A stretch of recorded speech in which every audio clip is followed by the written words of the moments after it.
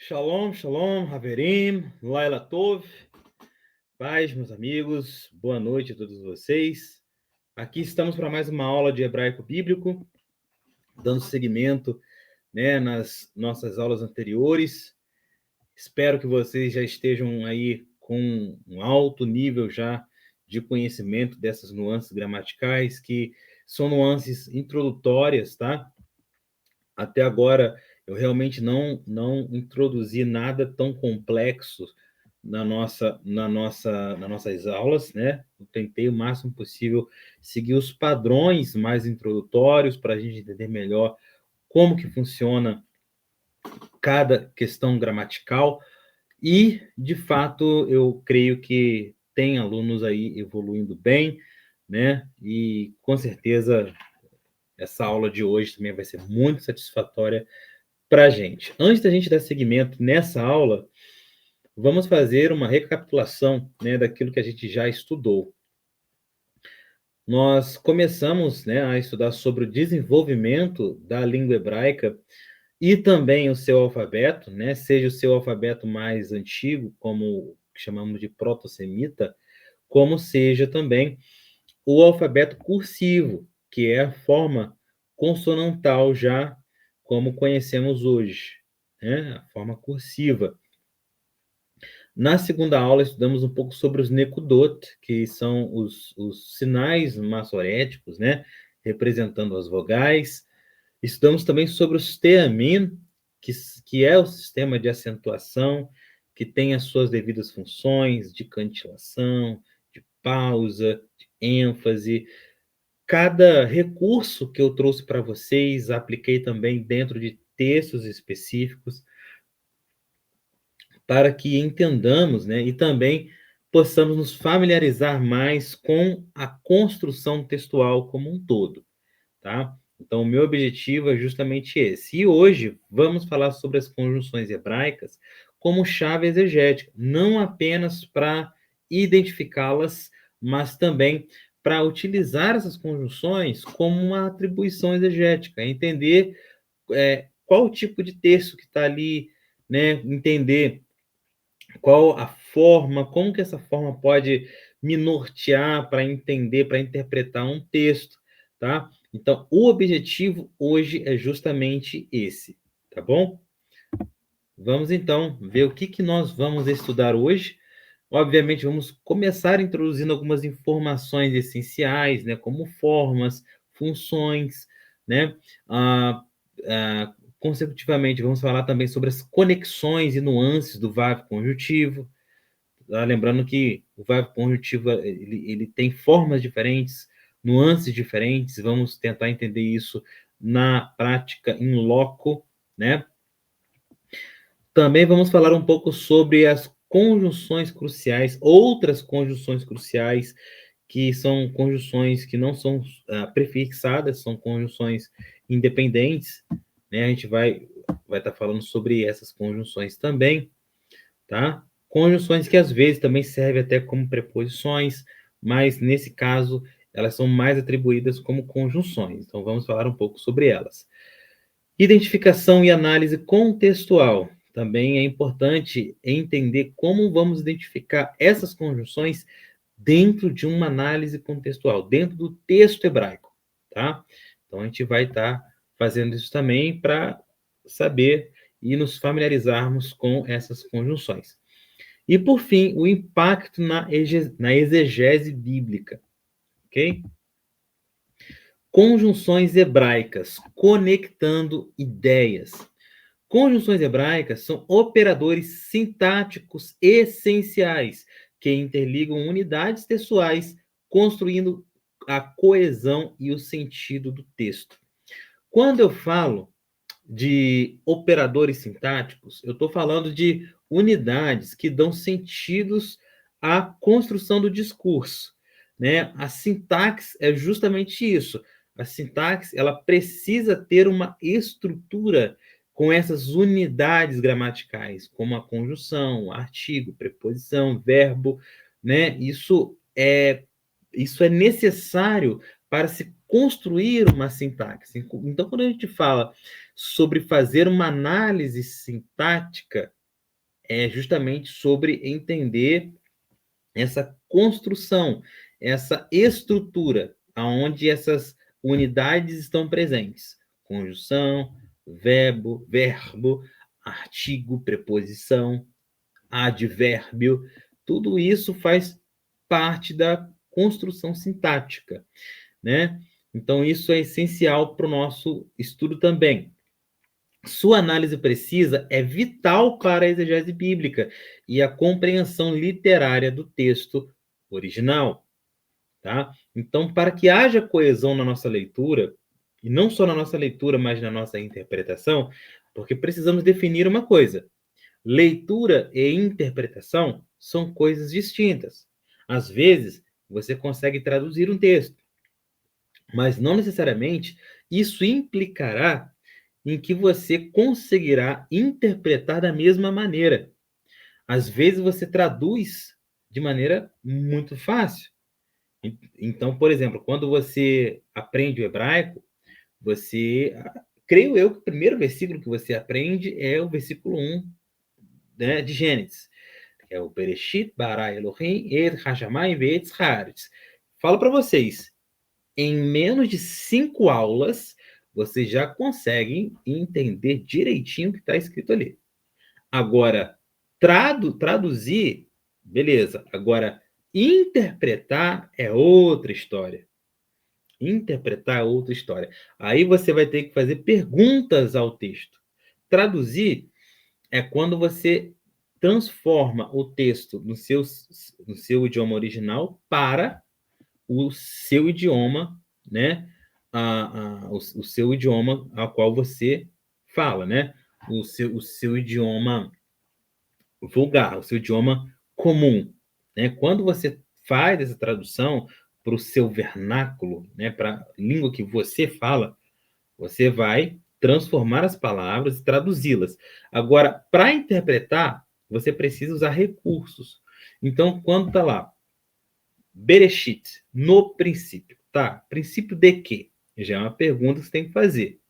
Esse princípio é antes do tempo, é no início do tempo, ou, na verdade, esse no princípio é em um princípio? Será que esse princípio está falando de um tempo fixo ou de um tempo contínuo na história? No que está se referindo? Né? No princípio, criou Deus. Né? Esse criou, e esse Deus, o Elohim, ele está no plural. É plural majestático ou é plural quantitativo? E se é plural quantitativo, por que o verbo está no singular? Então veja que traduzir não é a mesma coisa que interpretar, tá? A interpretação, ela vai depender de outros recursos, tá? Para isso, uma análise sintática se faz necessário. Às vezes você aprendeu a ler o hebraico, mas você não aprendeu a utilizar as devidas ferramentas para interpretar o texto hebraico. Formas e funções essenciais. As conjunções hebraicas apresentam formas morfológicas variadas. Quando a gente fala de morfologia, estamos falando de estudo da forma, né? Morfos e logia, né? Morfos e logia.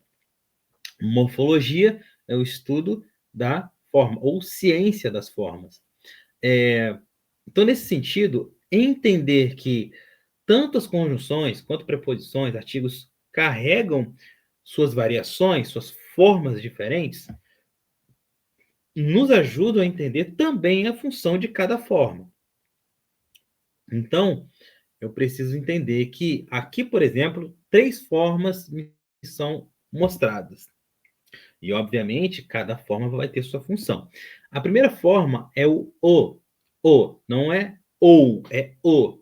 Mas entre parênteses está o ou. Por quê? Porque esse o, que é o Aleph e o Rolenvav, no nosso idioma, ele seria tratado como ou seja, partícula de alternância, né? Conjunção de alternativa, de escolha, tá? Então, esse o no português seria ou. E também temos o que é o porquê. né? E aquelas também que se prefixam a palavras, como o VAV conjuntivo. O VAV conjuntivo é a única conjunção que é prefixada à palavra. As demais são independentes. Elas são cruciais para a sintaxe e organização do discurso, tá? Então, para a gente entender as suas formas diferentes e funções diferentes, precisamos, obviamente, nos familiarizar com cada conjunção. Dito isso, vamos começar pelo VAV conjuntivo. Esse VAV, né, conjuntivo, é a conjunção mais comum no hebraico, a mais comum. Logo no início do Bereshit, logo no início de Gênesis, já vamos ver essas conjunções, né? Bereshit bara Elohim et hashamayim ve'etz haaretz ve'haaretz hayeta tohu vavohu, né? Vemos ali o ve'etz, né? Que é a conjunção com a partícula intraduzível, que é um marcador de objeto direto, né? Ali já tem, logo no primeiro versículo, e o versículo 2 já começa com um vav também, né? Então, ali quando fala Verhaaretz Hayetá, Tohu Vavohu, né? Veja que tem várias conjunções. Verhaaretz, e a terra, era, né? Verhaaretz Hayetá, Tohu Vavohu, sem forma e vazia, né? Esse Vavohu, esse Va é um Vav conjuntivo também. Então, vemos que tem inúmeras conjunções logo nos 2 primeiros versículos da Bíblia, tá? Então, é muito comum esse VAV conjuntivo. O significado primário desse VAV é né? Em inglês, and, que é um conectivo, né? Esse e é um conectivo. A função é adicionar elementos, pessoas e eventos. Obviamente que esses são os significados primários do texto, tá? Deixa eu... Né? Lembrando que são significados primários do texto e não todos os significados. Aqui são os principais significados, as principais funções. Não estão todas aqui porque eu vou desenvolvê-las no decorrer da nossa aula. Mas existem inúmeras outras funções além de adicionar elementos, pessoas e eventos, tá?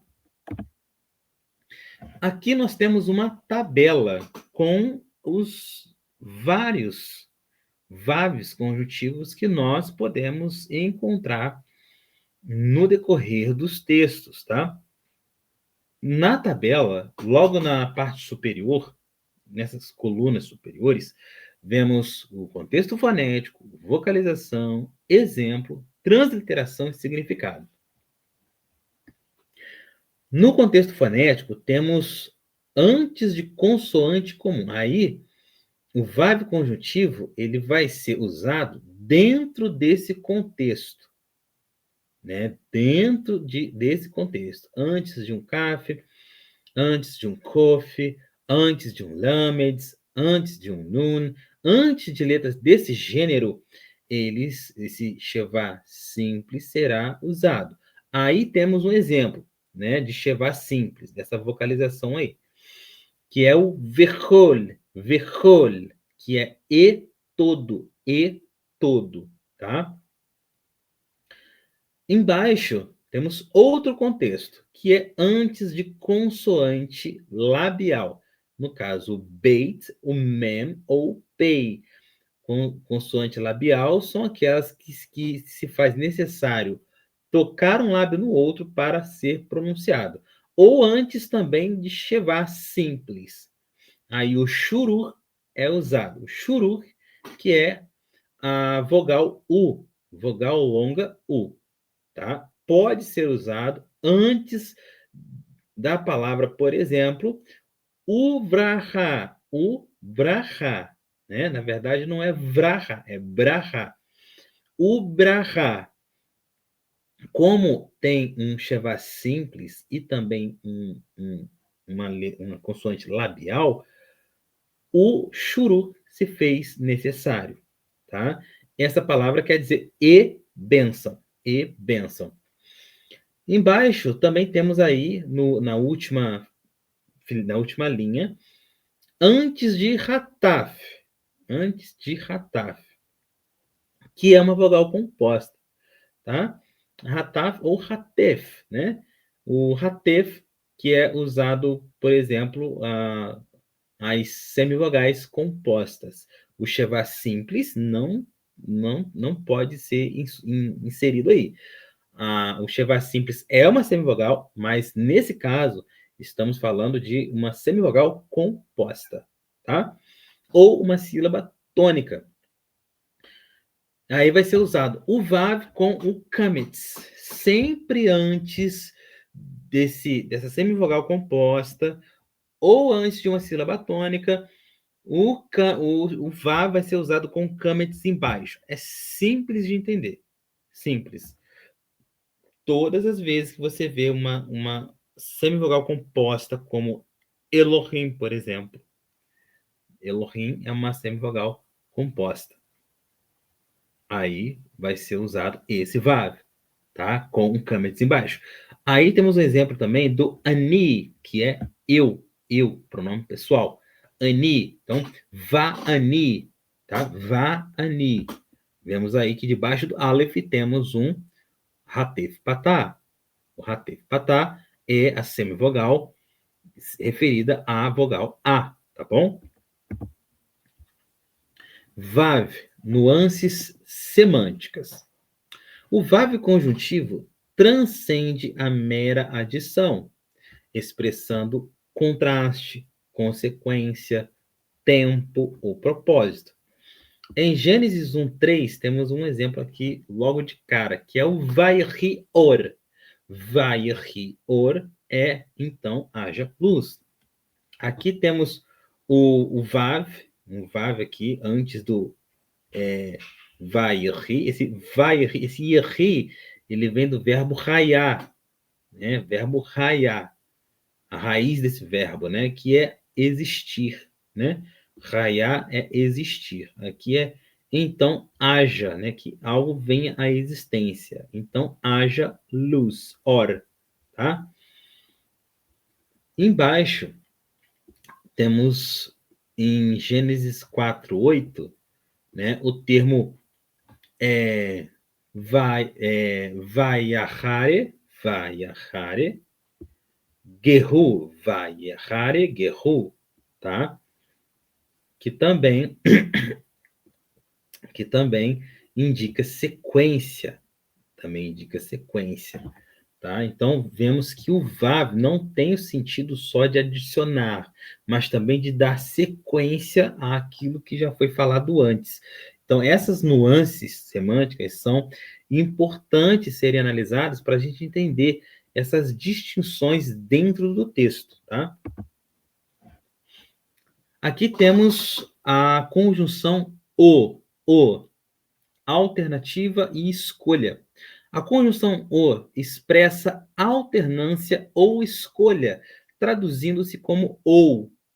Ela conecta termos como em ish ou isha, homem ou mulher. Ish ou isha, tá? Essencial para indicar opções distintas. Podemos usar vários outros termos, como av ou ben, né? Pai ou filho. Podemos usar sus ou sussá, né? Cavalo ou égua. Então, vários sentidos pode ser usado a conjunção o, tá bom? É sempre bom lembrar disso.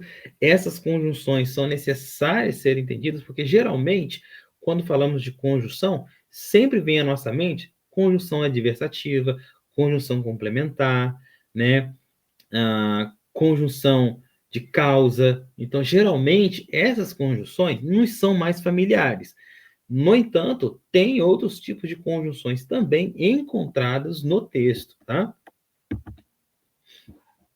Como essa, por exemplo, que é a conjunção de condição e hipótese. A conjunção im introduz condições hipotéticas, significando se, né? Ela estabelece uma relação de causa e efeito. Lembrando que essa conjunção, esse se, nem sempre ele vai ser uma conjunção. Se eu falo, por exemplo, quando você se for, você me avisa. Esse se não é conjunção, tá? Quando eu falo, se eu falar, por exemplo, assim, se você for embora, você me avisa. Aí sim, esse se é uma condição, é uma hipótese. Então, existem diferenças desse se. Aqui tem um primeiro exemplo, que é o im teshema, que aqui tem uma conjunção, im. Logo depois temos esse ti, que ele vai estar servindo tipo, como se fosse um pronome incutido aí, um pronome pessoal, segunda pessoa do singular, tá? Se você ouvir im teshema, né? Im teshema. Aí também temos o verbo shema, que está no imperfectivo, tá? Tá no imperfectivo, no ictol, tá? E também vamos ver o depois aqui ou o im lo ta'ase, im lo ta'ase. Esse AC, ele se fala AC porque o pontinho está do lado esquerdo do shin, tá? Então, se está do lado esquerdo, é sin e não shin. Então, é ta'ase. Então, esse ta'ase, nós vamos ver aí temos o im, que é a conjunção, vemos que tem o lo, que é partícula negativa, vemos que também tem um pronome pessoal também na segunda pessoa, perdão, segunda pessoa do singular. Ali também, esses dois vocês aí sempre está na segunda pessoa do singular. Tá a ser, tá a ser. Esse a ser vem do verbo assar, quando a gente vê lá em Gênesis, que também é fazer, né? Não é criar, né? Que nesse verbo, tem três verbos que têm quase a mesma função. O bará, que é sempre destinado a Deus, o yatsá, que também é reproduzir, né? Criar, mas nem sempre significa criar, e o assá, né? Esse assá, ele é a raiz desse verbo aí, tá? Aí esse tá a ser, tá? É a raiz desse verbo que também está no imperfectivo, ou seja, está no futuro, tá? E no caso do hebraico é sempre bom lembrar, no português não, no português o imperfectivo é o passado e o perfectivo é o futuro. No caso do hebraico é o contrário. O imperfectivo é o futuro e o perfectivo é o passado, tá? Se você não fizer, né? Então aí temos a segunda frase. Temos também conjunções de inclusão e ênfase. Aqui temos a primeira conjunção, que é o gam, que quer dizer também ou inclusive. Aí temos um exemplo aí, gam ani, que é eu também. Tá? Esse também, que é uma conjunção de inclusão, ele vai ser usado com essa conjunção gam. Tá? Gam. Temos também a conjunção af, que é até mesmo, ou ainda, tá? Que é algo mais forte, né? Ou surpresa, tá? Embaixo temos também o af que é mesmo que ou ainda que, ou seja, é uma concessão, tá? E por último aí temos o al, que é o ainda assim, e temos o apesar disso, que é o que can, tá? Vamos ver como funciona dentro de um texto. Nesse texto aí, temos o texto Af que amar Elohim lo tochelu, tá? Então, vemos Af ki amar Elohim lo tochelu. É assim que Deus disse, não comereis? Então, esse versículo deixa eu tentar me lembrar aqui, é Gênesis 3, né? Gênesis 3, que fala do diálogo da serpente, da Nahash. Vamos já conhecer algumas palavras em hebraico aí, da Nahash com Eva, né? Então, a Nahash com a mulher, ali ela está dialogando e ela pergunta à mulher: foi isso que Deus disse para você? Não comereis desse fruto? Né? Então, essa pergunta, ela carrega aí uma conjunção, tá? Esse afki, né? Afki, né? É assim que. Esse afki temos aqui, ó, ou afki, mesmo que, ou ainda que, né? Dá ênfase, traz ênfase, como se tornasse aquilo uma pergunta, né? Aí, aqui vemos o afki amar, né? É assim que Deus disse, né? Afki amar Elohim lo tochlu, tá? Então, vemos aqui essa construção sempre da direita para a esquerda. Todas as aulas, você pode fazer 10 aulas comigo. Eu sempre vou lembrar vocês que é da direita para a esquerda. Sabe por que eu vou lembrar isso? Eu sei que é algo básico do hebraico, tá? Bem básico. Eu ensino isso na primeira aula, que a escrita é da direita para a esquerda. Eu ensino na primeira aula. Mas sabe por que eu falo todas as aulas?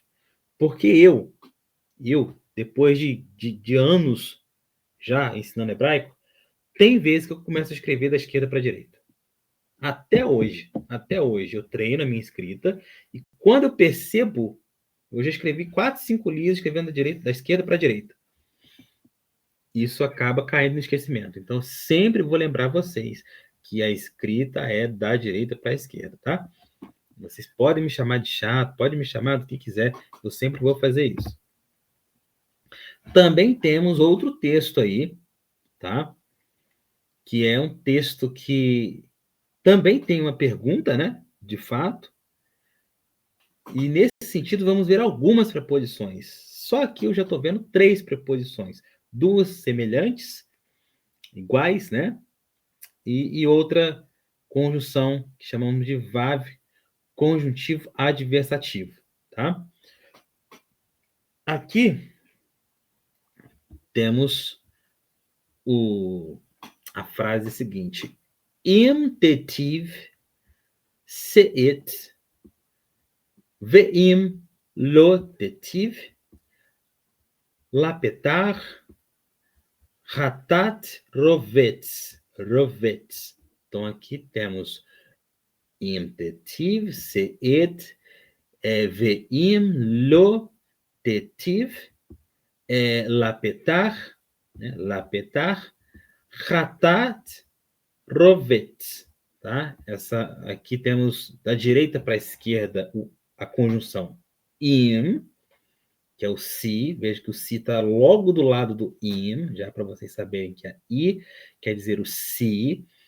Logo depois temos o tetiv, tá? Que é o proceder bem, né? Tetiv.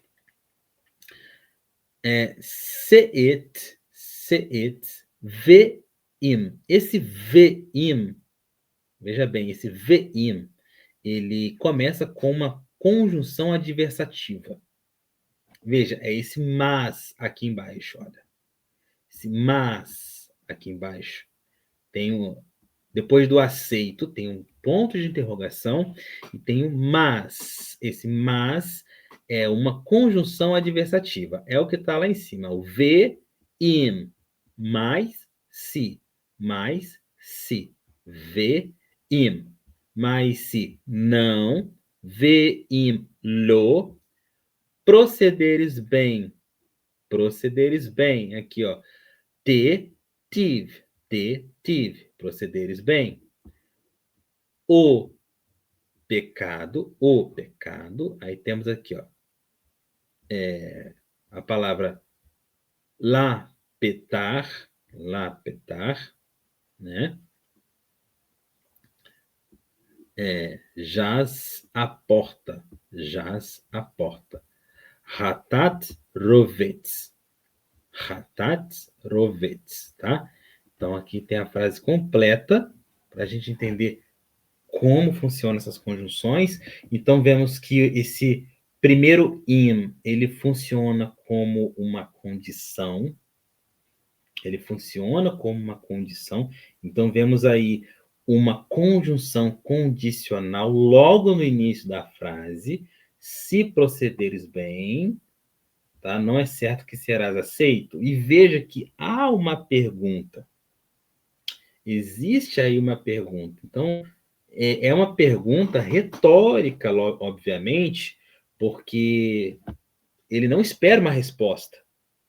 Não há um anseio por uma resposta. Ele faz uma interrogação afirmativa. Ou seja, se procederes bem, não é certo que serás aceito? Ou seja, se tu fizer o certo, você não vai ser bem aceito? Né? É uma pergunta afirmando já, uma pergunta retórica. Tá? Então, aqui já mostra que tem uma pergunta já com uma conjunção que encontramos. E logo depois dessa pergunta, né, logo depois dessa pergunta, temos um VAV conjuntivo adversativo. Esse VAV conjuntivo adversativo, ele tem uma função muito interessante nessa frase, tá?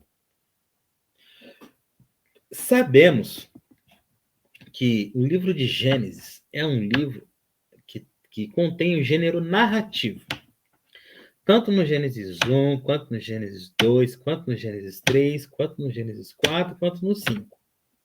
É um gênero narrativo, é uma prosa. No entanto, vemos algumas questões essenciais para entendermos que nessa narrativa contém elementos poéticos. O que eu quero dizer com isso? Quando eu falo de elementos poéticos, eu posso usar, por exemplo, em Gênesis 1, um exemplo, tá? Tem uma estrutura quiasmática, uma estrutura de repetições. Ou seja, passou tarde, manhã, o dia primeiro. Passou tarde, manhã, o dia segundo. E viu Deus que era bom. E passou tarde, manhã, o dia 3. E viu Deus que era bom. Então veja que há uma estrutura de repetição.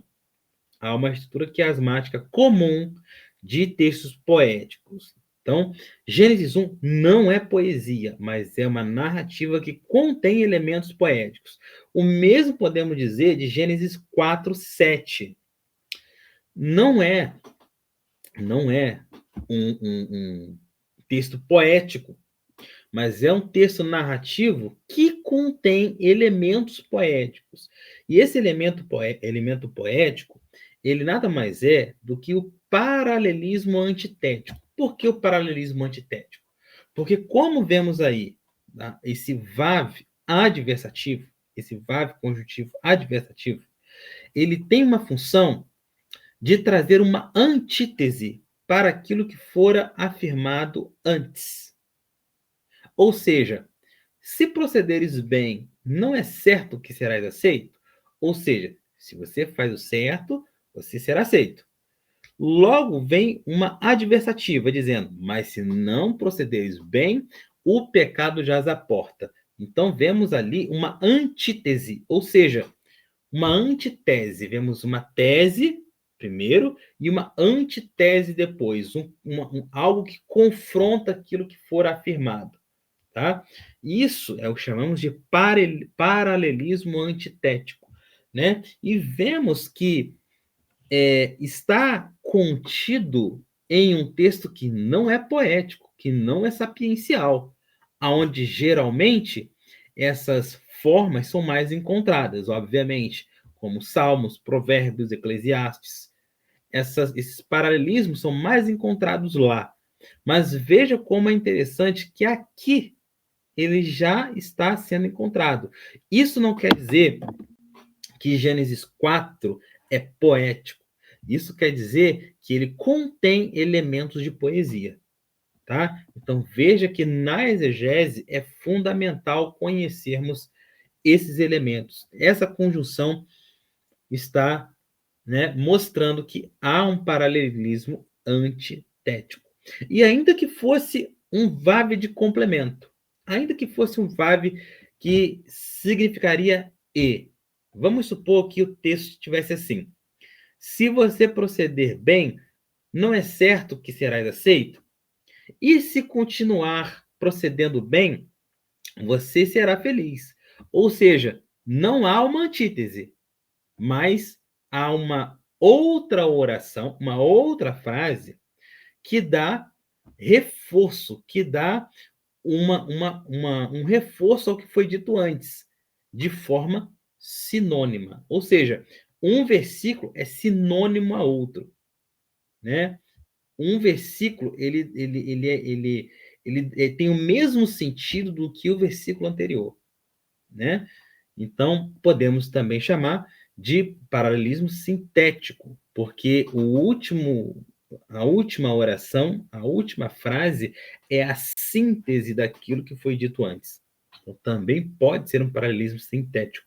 Então, veja como uma conjunção, ela também pode mostrar para nós qual é o modelo textual que está sendo encontrado ali, tá? Então, isso é muito importante para a gente identificar os textos.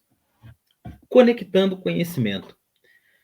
Dominar conjunções hebraicas é crucial para a sintaxe e o fluxo narrativo, revelando o significado profundo do texto, sua aplicação na exegese e tradução, desvenda intenções originais e a riqueza textual. Então, quando nós queremos entender a profundidade do texto, é crucial entendermos essas unidades. Não somente a conjunção, tá? Conjunção, preposição, verbo, artigo. No entanto, eu estou falando hoje sobre conjunções. Então, de fato, a ênfase que devemos dar hoje é justamente para isso, tá? Esses foram os recursos que eu utilizei, os links estão aí para vocês também utilizarem como ferramentas, tá? E a conclusão da nossa aula de hoje. Conjunções são vitais para a coesão textual, né? Quando nós falamos sobre artigos e preposições, por exemplo, eles também têm essa função de indicar alguma coisa. Mas veja que ele pode estar só conectado a uma palavra, como Bereshit, no princípio, né? Mas vemos que a questão de dar coesão ao texto, ou seja, de conectar orações, de interligar parâmetros textuais, está mais ligada às conjunções. Não que outros elementos não contenham isso, mas o paradigma da interligação geralmente está mais vinculado às conjunções. O VAV possui múltiplas nuances semânticas, ou seja, o VAV conjuntivo não serve somente para uma função e também não tem apenas uma forma, tá? Terceiro ponto, outras conjunções expressam causa, condição, também podemos citar hipótese, também podemos citar efeito, tá? Tudo isso podemos encontrar nessas conjunções que expressamos depois do VAV conjuntivo. E por último, análise contextual é crucial para a exegese. Então vemos o que foi feito ali agora em relação ao paralelismo, né? Não apenas encontramos as conjunções, mas também atribuímos a elas funções exegéticas dentro do texto. Então nós precisamos, ali no caso, eu utilizei o VAV para definir qual modelo, qual característica textual estava contida ali. Veja que isso foi crucial para a minha análise. Então, isso também deve ser feito por vocês em outros textos. Lembrando que nem sempre que o VAV conjuntivo adversativo está presente, que isso quer dizer que esse texto seja um paralelismo, tá? Nem sempre. mas naquele contexto ali, de fato, o era. Então a gente precisa identificar essas questões. E aqui nós concluímos mais uma aula de hebraico, lembrando aí que estamos concluindo o nosso módulo, né? Vamos falar mais à frente sobre verbos, sobre os aspectos katal e iktol, vamos falar sobre os binyanim, né? E vai ser uma aula muito boa. Acho que vocês vão gostar bastante, tá? Então, muito obrigado por assistir essa aula, que Deus abençoe vocês e que dê sabedoria e entendimento para compreenderem essas aulas, tá bom? Muito obrigado.